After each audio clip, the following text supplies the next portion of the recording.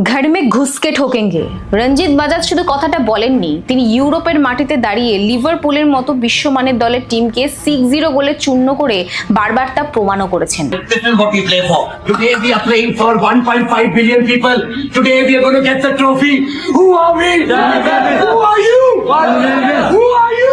রঞ্জিত বাজাজ এমন একজন কোচ যিনি ইতিমধ্যেই তার যোগ্যতা প্রমাণ করেছেন। তার মিনার্ভা একাডেমি ফিনল্যান্ডে গিয়ে 2026 সালের হেলসিঙ্কি কাপ এবং গোথিয়া কাপ জিতে ইতিহাস তৈরি করেছেন। কিন্তু আফসোস, একদিকে যখন আমাদের দেশের একটা একাডেমি পুরো বিশ্বমঞ্চ দাপিয়ে বেড়াচ্ছে, তখন আমাদের জাতীয় ফুটবলের অবস্থা এতটাই করুণ যে তারা বিশ্বকাপের যোগ্যতা অর্জন তো দূরের কথা, তাদের সাম্প্রতিক রেকর্ডগুলো চূড়ান্ত অপমানজনক। ভারতীয় ফুটবলের এই চরম দুর্দিনে যখন একজন যোগ্য ত্রাতার আমাদের সবচেয়ে বেশি প্রয়োজন, ঠিক তখনই এআইএফএফ এবং তার প্রেসিডেন্ট মেতে উঠেছে নোংরা রাজনীতিতে। রঞ্জিত বাজাজের ওই আন্তর্জাতিক সাফল্যের পর ভারতের যুব সমাজ একজোট হয়ে প্রায় 2,80,000-এরও বেশি সই করা একটা পিটিশন জমা দেয়, যার লক্ষ্য ছিল আসন্ন ফিফা আন্ডার-15 বিশ্বকাপে এই রঞ্জিত বাজাজকে কোচ হিসেবে নিয়োগ করতে এআইএফএফ কে বাধ্য করা।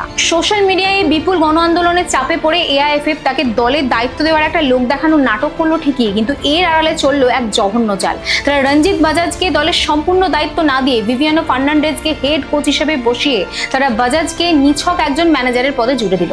কিন্তু রঞ্জিত বাজাজও চুপ করে মেনে নেওয়ার পাত্র নন। তিনি মুখের উপর তাদের এই অপমানজনক প্রস্তাবকে সরাসরি প্রত্যাখ্যান করেছেন এবং তিনি স্পষ্ট ভাষায় বলেছেন যে তিনি এমন কোনো কোচের অধীনে কাজ করবেন না যার ইউরোপীয় দলগুলোর বিরুদ্ধে আন্তর্জাতিক স্তরে সেই মাপের কোনো অভিজ্ঞতাই নেই। সবচেয়ে বড় কথা হলো দুজনের কোচিং স্টাইল একে অপরের সম্পূর্ণ বিপরীত। যেখানে বাজাজ আধুনিক ফুটবলের হাই প্রেসিং বা অ্যাটাকিং স্টাইলে বিশ্বাসী, সেখানে ফার্নান্ডেজের কৌশল মূলত রক্ষণাত্মক বা লো ব্লক নির্ভর। সম্পূর্ণ ভিন্ন দর্শনে দুজন মানুষকে এক জায়গায় জোর করে রাখলে যে দিন শেষে দলেরই চরম ক্ষতি, সেটা বাজাজ খুব ভালো করেই জানেন।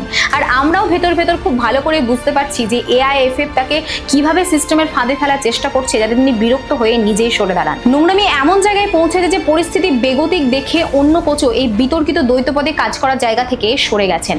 তবে এত ষড়যন্ত্রের পরও রঞ্জিত বাজাজ দেশবাসীকে পরিষ্কার সিগন্যাল দিয়ে রেখেছেন যে তিনি ভারতীয় দলের স্বার্থে যে কোনো সময় দায়িত্ব নিতে প্রস্তুত। তবে তাকে 15 থেকে 20 জনের সাপোর্ট স্টাফ দিয়ে নিজের মতো করে স্বাধীনভাবে কাজ করতে দিতে হবে। তাই এবার সময় এসেছে আমাদের তরফ থেকে একটা চূড়ান্ত আঘাত হানার। নিজের আওয়াজ তোলো, কমেন্ট বক্সে ঝড় তোলো এবং ভিডিওটি যত পারো শেয়ার করো।